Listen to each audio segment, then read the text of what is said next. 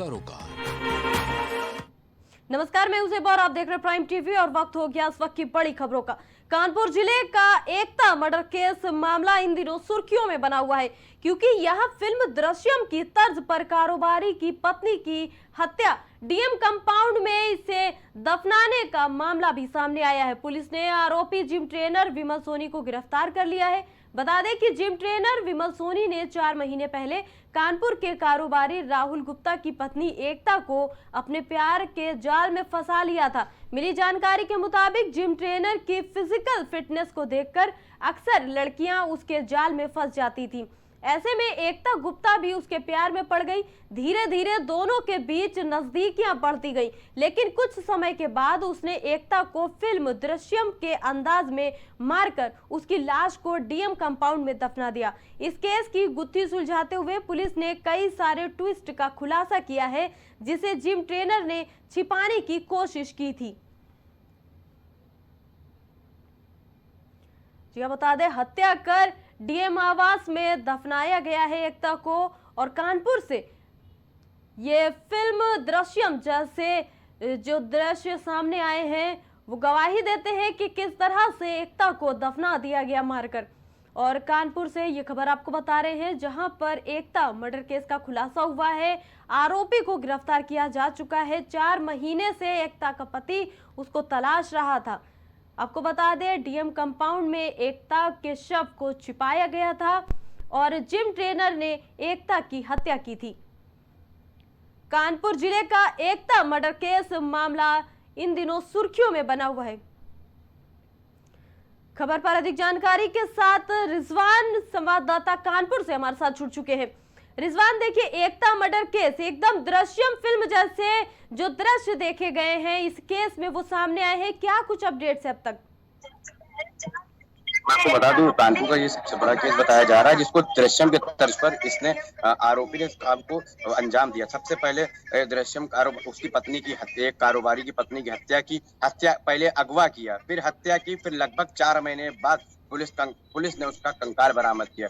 और इस पुलिस कंकाल बरामद करने वाली टीम को कानपुर पुलिस कमिश्नरेट की तरफ से 1 लाख रुपए का इनाम भी दिया गया। वहीं आपको बता दें कि जो जिम ट्रेनर था उससे और उससे संबंध बताए जा रहे थे। इस बात को लेकर इस संबंध बताए जा रहे थे। वहीं और जिम ट्रेनर की कहीं शादी लगने के कारण उसको नापसंद आया, इसलिए उसकी हत्या कर दी। आपको बता दूं, पहले ये कहा गया कि हत्या कर दी गई, हत्या करने के लिए एक घूसा मारा जिसकी उसकी वजह से हत्या हो गई। उसके बाद वो उसको दफना कर डीएम कंपाउंड के अंदर मिली हुई दीवार से उसके अंदर दफना दिया गया, कंकाल को दफना। जब पुलिस की सख्ती के बावजूद पूछा गया, तब आरोपी ने बताया कि मैंने उसको गड्ढा खोद के लगभग 8 फीट गड्ढा खोद के उसको गड्ढे के अंदर दफनाया गया। फिर उसके बाद उसको कंकाल को बरामद किया पुलिस ने।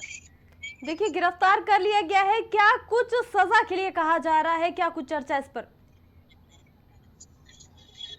इस पर उनके परिवारजनों का, उनके पति का और उनके भाइयों का कहना है कि हम इस सजा के लिए हम सीबीसीआईडी की जांच कराना चाहते हैं। और ये भी कहा गया है कि पुलिस ने राहुल गुप्ता ने ये कहा है कि मैं उसे सीबीसीआईडी जांच कराऊंगा और भी पत्र लिखकर, मुख्यमंत्री को पत्र लिखकर इनके सजा की बात करूंगा। देखिए, ये जो जिम ट्रेनर है विमल, ये इनकी बॉडी के चलते ऐसा कहा जा रहा है कि अच्छी पर्सनैलिटी के होने के बावजूद इनका ये था कि बहुत सारी लड़कियां इन पर फ्लैट हो जाती थी और काफी लड़कियों को इससे पहले भी अपने प्रेम के जाल में फंसा चुके हैं। लेकिन अगर हम बात करें एकता की, तो ऐसा कहा जा रहा है एकता न खुद शादी इनसे करना चाहती थी और न दूसरी लड़कियों से किसी से शादी करने दे रही थी। वो परेशान होकर विमल ने ये कदम उठाया। क्या यहाँ पे हम आपसे जानना चाहेंगे कि गुनाह करना ही एक आखिरी रास्ता बचा था विमल के पास, क्या कहेंगे? जानकारी के अनुसार मैं आपको बता दूं, जब एकता ने उनको बात बताया, एकता को उन्होंने बात बताया कि मेरी एंगेजमेंट कहीं हो चुकी है, अब मैं बात नहीं करना चाहता, मैं ये नहीं करना चाहता। इसको लेकर काफी कोई बात हुई आपसी। उसके बाद वो उनका कहना था कि उन्होंने उसको घूसा मारा जिसकी वजह से उसकी मृत्यु हो गई। और वो भी नहीं चाहती थी कि कहीं ना कहीं विमल सोनी की कोई रिश्ता लगे या उनसे शादी, वो सिर्फ उनके रिलेशन में रखना चाहती। देखिए, अगर हम उनके पति की बात करें तो क्या कुछ उम्मीदें सरकार से, पुलिस प्रशासन से लगा रहे हैं? आरोपी को किस तरह सजा दी जाए, क्या मांगे हैं परिवारजनों की? परिवारजनों की सबसे पहली मांग है कि वो सीबीआई जांच कराने के लिए कह रहे हैं और वहीं मुख्यमंत्री जी को पत्र लिखकर ये कहेंगे, उसके सजा की बात करेंगे और सख्त सख्त कानून की बात करने के लिए कह रहे हैं कि मैं मुख्यमंत्री जी को पत्र लिखकर सख्त सख्त कानूनी कार्रवाई की मांग करूंगा। जी देखिए, एक बड़ा सवाल ये भी उठता है इस केस को लेकर के, 4 महीने से एकता लापता थी। इससे पहले कभी किसी को कोई खुलासा, कोई शक, किसी चीज के बारे में कुछ पता क्यों नहीं चला? पुलिस लगातार ढूंढने की कोशिश कर रही थी, जिसके कारण उसने विमल सोनी जो जिम ट्रेनर है उसने कई शहर भी बदले, कहीं नौकरी भी करी, जिसकी वजह से वो पकड़ नहीं पा रही थी। लगातार पुलिस दबिश दे रही थी। वही बात है, जब पुलिस कानून से बड़े किसी के हाथ नहीं हो सकते, इसको देखते हुए आखिर गुनाहगार फंस ही जाता है। जी रिजवान, बहुत बहुत धन्यवाद इस खबर पर अपडेट्स के लिए। जी हाँ, हत्या कर डीएम आवास में दफनाया गया है शव एकता का, और पिछले 4 महीनों से एकता की तलाश की जा रही थी। भारतीय जनता पार्टी ने उपचुनाव वाली सीटों पर पूरी फौज उतारने की तैयारी कर ली है। बड़े पैमाने पर सांसद विधायकों को चुनावी ड्यूटी में लगाया जा रहा। इन जनप्रतिनिधियों को चुनावी विधानसभा क्षेत्रों में मंडल और शक्ति केंद्र स्तर पर जिम्मेदारी दी जा रही। इसके अलावा जातीय छतपों की फौज भी चुनावी सीटों पर उतारने की तैयारी है। पार्टी के राज्य मुख्यालय पर वॉर रूम तैयार हो रहा है। इस रूम से सभी 9 सीटों पर चुनाव संबंधी हर गतिविधियों पर नजर रखी जाएगी। बताया जा रहा है कि प्रदेश की 9 में से 8 सीटों पर भाजपा खुद चुनाव लड़ रही है, जबकि मुजफ्फरनगर की मीरापुर सीट पर सहयोगी दल रालोद चुनाव मैदान में है। हालांकि भाजपा द्वारा अपने लोगों की चुनावी ड्यूटी सभी 9 सीटों पर ही लगाई जा रही। सरकार के स्तर पर मुख्यमंत्री योगी आदित्यनाथ काफी पहले ही 30 मंत्रियों को उपचुनाव वाली सीटों की जिम्मेदारी सौंप चुके थे। चुनावी तैयारियों की 3 बैठकों में समीक्षा भी कर चुके हैं। वही संगठन स्तर से भी हर सीट पर पदाधिकारियों को लगाया गया है। खबर पर अधिक जानकारी के साथ संवाददाता राजेश हमारे साथ जुड़ चुके हैं। राजेश, देखिए, वार रूम बनाया जा रहा है, किस तरह से बीजेपी जुट चुकी है और अधिक तैयारियों में उपचुनाव को लेकर? बिल्कुल, ये अगर बात करें बीजेपी की, तो बीजेपी उपचुनाव को लेकर बिल्कुल एक्टिव नजर आ रही है। और देखा जाए तो जितनी जो 9 सीटें थी, 9 सीटों में से 8 सीटों पर बीजेपी खुद चुनावी मैदान में है और एक सीट जो है आरएलडी के खाते में मीरापुर की सीट गई है जी। तो जाहिर सी बात है, जिस तरीके से बीजेपी बिल्कुल पूरी तरीके से कमर कर चुकी है, तो जाहिर सी बात है कि बीजेपी अपनी पूरी फौज उतार चुकी है चुनावी मैदान में। तो कुल मिला जुला के देखा जाए, जिस तरीके से बीजेपी तैयारी कर रही है, उससे साफ साफ बिल्कुल जाहिर होता है कि बीजेपी जो है उपचुनाव में 8 सीट पर उपचुनाव में मैदान में है और एक सीट आरएलडी खाते में गई है और 9 सीटों पर बीजेपी बिल्कुल पूरी तरीके से अपने जो भी उसके सेनापति थे, सारे सेनापतियों को उतार दी है और हर एक विधानसभा पर 10-10 विधायकों को बीजेपी ने लगाया है। देखिए, बड़े पैमाने पर सांसद विधायकों को चुनावी ड्यूटी में लगाया जा रहा है। क्या लगता है कि और पार्टियों को देखते हुए क्या सीएम योगी आदित्यनाथ काफी गहनता के साथ में लगे हुए हैं उपचुनाव को जीतने में? क्या कहेंगे?